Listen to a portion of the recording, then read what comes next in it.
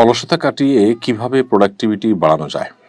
অলসতা কাটিয়ে প্রোডাক্টিভিটি বাড়াবার জন্য প্রথমত আল্লাহ সুবহানাহু ওয়া তাআলার কাছে খুব বেশি পানাহ চাওয়া দরকার। অলসতা একটা রোগ। নবী সাল্লাল্লাহু আলাইহি ওয়াসাল্লাম আল্লাহর কাছ থেকে এ থেকে পানাহ চাইতেন। তিনি দোয়া করতেন, আল্লাহুম্মা ইন্নী আউযু বিকা মিনাল আজজি ওয়াল কাসাল। হে আল্লাহ, আপনার কাছে অক্ষমতা থেকে এবং অলসতা থেকে আমি পানাহ চাই। তো আমরা আল্লাহ তাআলার কাছে এই দোয়াটি নিবেদন করব।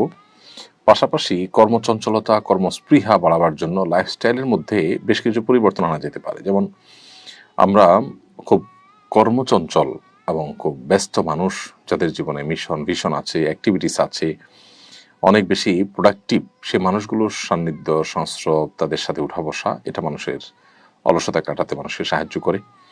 সেই সাথে আমাদের খাবার দাবার, আমাদের ঘুম, এগুলো নিয়ন্ত্রণ করা, অতিরিক্ত খাবার, অতিভোজন, এগুলো মানুষের শরীরের মধ্যে আলস্য নিয়ে আসে।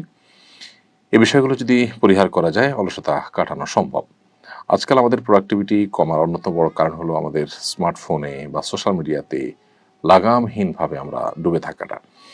আমরা যদি সেগুলোর ব্যবহারের মধ্যে একটা লিমিটেশন আনতে পারি, নির্দিষ্ট সময় ঠিক করি যে আমরা দিনের এই সময়টা লক করে দিলাম যে এটা আমি মোবাইলকে সময় দিব, এর বাকি সময়টা আমি মোবাইলে হাত দেব না আপাততপক্ষে, তাহলে সেক্ষেত্রে অনেকটা প্রোডাক্টিভিটি বাড়ানো সম্ভব। রাতে তাড়াতাড়ি ঘুম, সকালে ভোর থেকে উঠে কাজে লেগে যাওয়া, এটাও প্রোডাক্টিভিটি বাড়ানোর জন্য অনেক বেশি ইফেক্টিভ একটি বিষয়।